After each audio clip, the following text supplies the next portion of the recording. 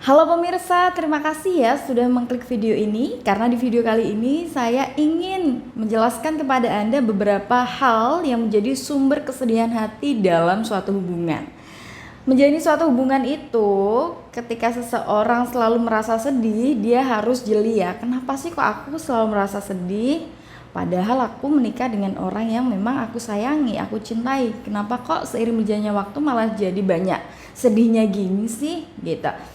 Kalau Anda ingin lebih jeli melihat di dalam hubungan Anda, kenapa kok diwarnai dengan kesedihan, maka Anda akan menemukan beberapa hal nih pemirsa yang ternyata menjadi bibit kenapa Anda dan pasangan ini merasa sedih. Atau salah satu dari kalian selalu merasa sedih, merasa nggak nyaman, merasa hubungan itu tidak membahagiakan. Karena ternyata memang ada 4 hal yang menjadi sumber kesedihan dalam hati, ya, yang membuat hubungan tersebut terasa tidak menyenangkan. Yang pertama adalah rasa takut. Rasa takut kehilangan pasangan, rasa takut masa depan nanti tidak begitu menyenangkan, atau rasa takut lainnya yang akhirnya membuat Anda galau, membuat Anda merasa sedih. Rasa takut itu biasanya akan menghadirkan prasangka buruk kan pemirsa. Nah, prasangka-prasangka buruk ini akhirnya membuat diri Anda diliputi dengan kesedihan. Mungkin berprasangka buruk, jangan-jangan pasanganku nanti meninggalkan aku. Jangan-jangan nanti pasanganku kurang tanggung jawab. Jangan-jangan nanti pasanganku kepincut pria lain atau wanita lain. Jangan-jangan dia gak setia. Kan akhirnya menimbulkan permasalahan sendiri di dalam hati Anda yang ujung-ujungnya pasti akan sedih kan? Karena memang rasa takut itu ya akan menghadirkan prasangka-prasangka buruk, padahal prasangka-prasangka buruk itu belum jelas terjadi kan. Itulah mengapa dalam hubungan Anda diwarnai dengan kesedihan. Jadi coba dicek kembali apakah Anda atau pasangan Anda punya rasa takut. Oke? Maka Anda harus bisa menetralisir itu semua. Kemudian yang kedua adalah dosa. Ketika hubungan tersebut diwarnai dengan dosa, maka sudah pasti akan melahirkan banyak kesedihan. Misalkan dosa zalim kepada pasangannya, tidak memenuhi kewajibannya dengan baik, atau Anda melakukan dosa-dosa di luar hubungan itu. Misalkan gemar berjudi, sehingga uang yang Anda hasilkan tadi yang dimakan oleh keluarga Anda adalah uang-uang haram. Atau misalkan korupsi dan uang-uang haram lainnya gitu ya. Atau hubungan tersebut sebelumnya diwarnai dengan maksiat. Anda dan juga pasangan dulu pernah melakukan maksiat, tapi Anda dan juga pasangan belum benar-benar bertaubat dari itu. Ya. Jadi itu bisa mempengaruhi hubungan Anda dan juga pasangan selanjutnya. Kemudian selain dosa adalah emosi yang buruk. Ketika Anda terlalu berlebihan dalam marah, terlalu mudah tersinggung terhadap pasangan, sudah pasti itu semua akan melahirkan kesedihan. Baik kesedihan bagi diri Anda atau kesedihan di hati pasangan Anda. Karena sejatinya ketika ada seseorang yang marah ya, walaupun dia mengatakan sesuatu yang membuat dia lega, tapi endingnya pasti dia akan menyesal. Dia pasti akan merasa bersalah. Oh ya, kenapa ya kok aku tadi ngomong gitu ke pasanganku? Pasti ada rasa menyesal. Kemudian pasangannya yang dimarah-marahin, otomatis dia akan ngedrop kan. Kenapa sih kok dia marah-marah terus ke aku? Kenapa sih aku kok selalu disalah-salahkan? Nah, kondisi inilah yang akhirnya membuat hubungan jadi dipenuhi dengan kesedihan.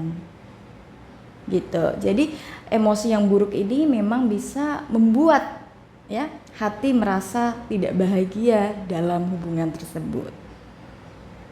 Kemudian yang terakhir ya pemirsa, hal keempat yang menjadi sumber kesedihan hati dalam hubungan adalah ketika Anda terus mengingat-ingat kesalahan pasangan.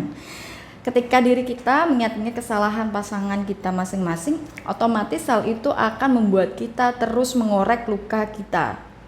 Karena bisa jadi sebenarnya masalahnya sudah clear nih ya, masalahnya sudah benar-benar tuntas, pasangan sudah minta maaf, dia juga sudah berubah menunjukkan keseriusannya. Namun gara-gara Andanya yang mungkin masih terus memikirkan kesalahan dia, sesekali lagi bengong mikirin kesalahan yang pernah dilakukan pasangan di masa lalu. Nah, Hal ini kan akhirnya membuat diri Anda sakit hati kembali. Ya kan? Seolah-olah Anda berada di waktu itu, di saat pasangan Anda melakukan kesalahan kepada Anda, akhirnya sebel lagi, bete lagi, ujung-ujungnya sedih lagi.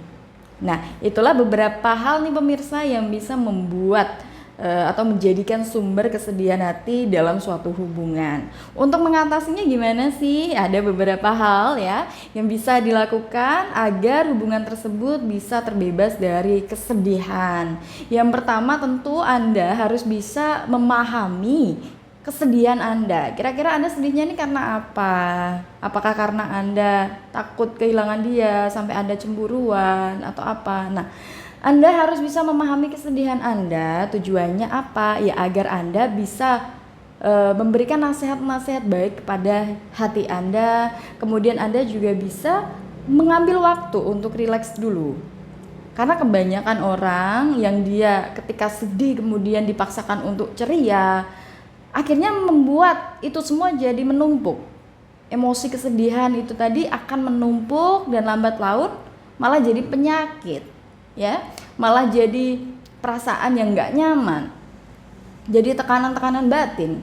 Nah, untuk itu saran saya Anda harus memahami kesedihan Anda, beri waktu kepada diri Anda untuk menenangkan diri, untuk rileks diri dulu. Kalau misalkan Anda butuh liburan ya silakan liburan, ya.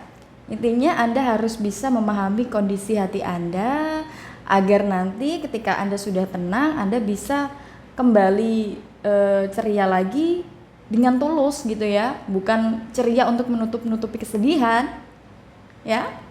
Kemudian selain itu Anda boleh kok menangis. Anda boleh menangis, gak ada yang melarang Anda menangis. Menangis itu justru bisa mengeluarkan energi-energi negatif dan juga bisa membuat hati Anda jadi lega. Hati Anda jadi netral. Menangis itu diperbolehkan. Yang nggak boleh itu meratap. Kalau meratap nggak boleh. Kalau meratap kan dia menangis sambil dia nggak menerima kondisi dia, menyalahkan orang lain, menyalahkan Tuhan mungkin atas takdir yang dia miliki. Itu yang nggak boleh.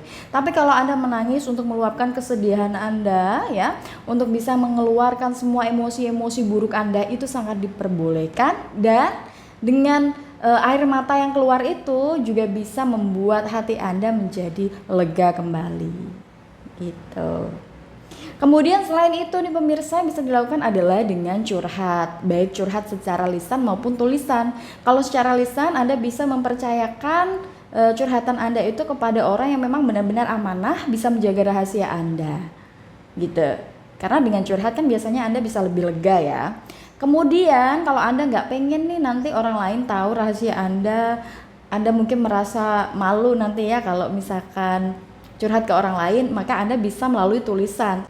Tapi ingat, tulisannya harus di buku harian ya pemirsa, jangan Anda menulis di status-status sosial media yang sekiranya banyak orang tahu, karena khawatirnya itu bisa membuka aib Anda, bisa membuka rahasia Anda. Dan yang lebih parahnya, orang yang gak suka dengan Anda atau gak suka dengan pasangan Anda pasti akan tertawa bangga ya, senang dia kalau melihat Anda lagi sedih atau galau. Jadi lebih amannya Anda bisa menulis di buku harian, oke?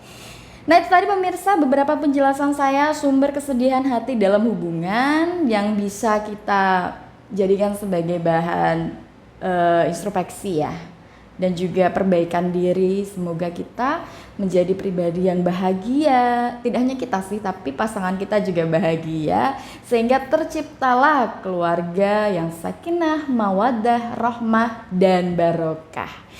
Sampai di sini dulu pemirsa, saya tunggu Anda di lain video saya ya. Sampai jumpa.